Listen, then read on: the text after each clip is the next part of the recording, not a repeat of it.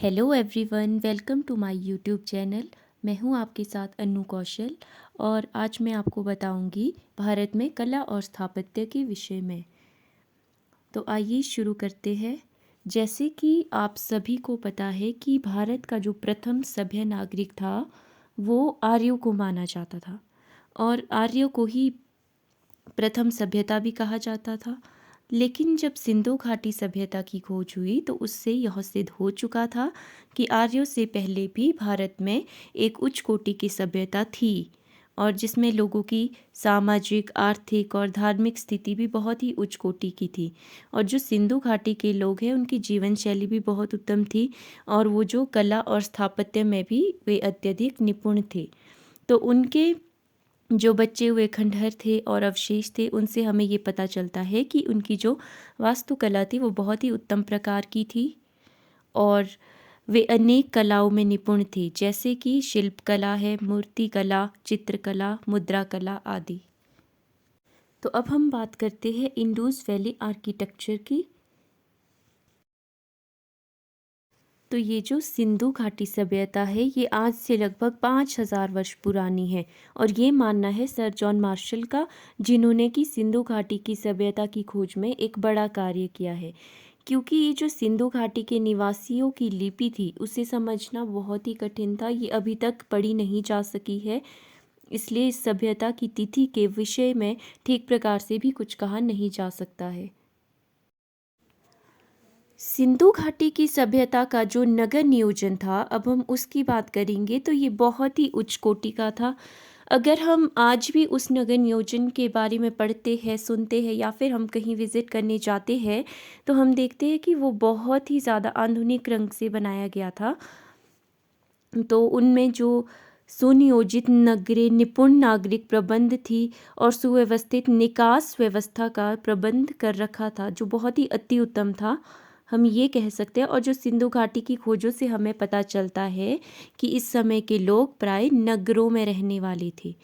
हड़प्पा और मोहनजोदड़ो आदि अनेक नगरों के जो खंडहरों का परीक्षण करा गया है उससे ज्ञात ये होता है कि सिंधु नदी की घाटी के जो निवासी थे वो नगर स्थापना में भी कुशल थे और यह स्थापना बड़े वैज्ञानिक और सुव्यवस्थित ढंग से की गई थी। सिंधु घाटी के जो नगर थे उनमें बड़ी बड़ी सड़कें थी जो एक दूसरे से मिलकर आधुनिक सड़कों की भांति चौराहे बनाती थी। और ये जो सड़कें थी 13 फुट से लेकर 33.5 फुट तक चौड़ी थी।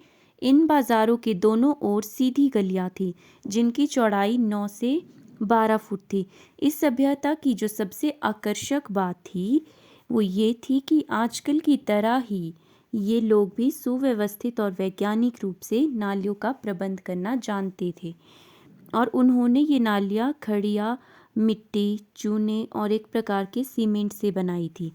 उन्होंने नालियों को ऐसे ईंटों से ढक रखा था कि सुगमता से वो उठाई जा सकती थी। सिंधु घाटी की खुदाई करने से हमें पता चलता है कि एक कमरे के मकान से लेकर बड़े बड़े भवन तक बनाए जाते थे। मकान जो थे वो कई मंजिलों के होते थे और ऊपर जाने के लिए सीढ़ियाँ भी होती थी। मकानों में हवा और धूप आने के लिए खिड़कियाँ और रोशनदान उस ज़माने में भी बनाए जाते थे और दरवाजे जिनकी चौड़ाई लगभग 0.9 मीटर से 2 मीटर तक हुआ करती थी, वो दरवाजे गली की ओर खुलते थे। और जो प्रत्येक मकान है वहाँ पे रसोई खाने होते थे और उनके पास एक कुआं भी हुआ करता था ताकि जो घर वाले लोग हैं वो बड़ी सुविधा के साथ पानी ला सके।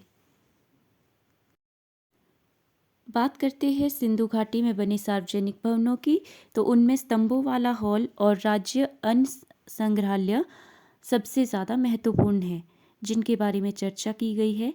जो स्तंभों वाला हॉल है उसमें 71.8 बाई 24.3 मीटर में वो बना हुआ है और जिसमें राज्य के कार्य को चलाने के लिए असेंबली के अधिवेशन हुआ करते थे, ऐसा माना जाता है।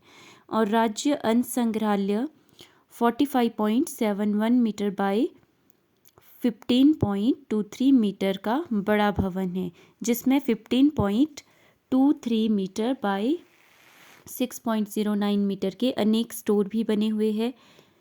भवनों में सार्वजनिक स्नानागार बने हुए थे।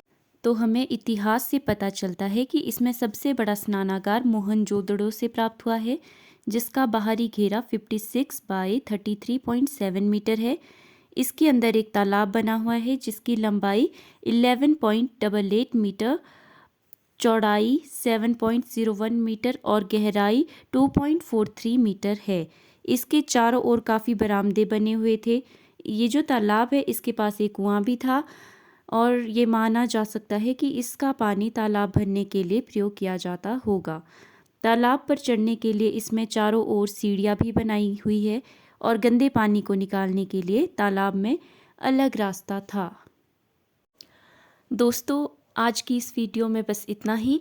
अगर आपको मेरी वीडियोस पसंद आई हो तो और वीडियोस देखने के लिए चैनल को सब्सक्राइब ज़रूर करें, वीडियो को शेयर एंड लाइक ज़रूर करें। मैं ऐसे ही आपके लिए वीडियोस लेकर आती रहूँगी।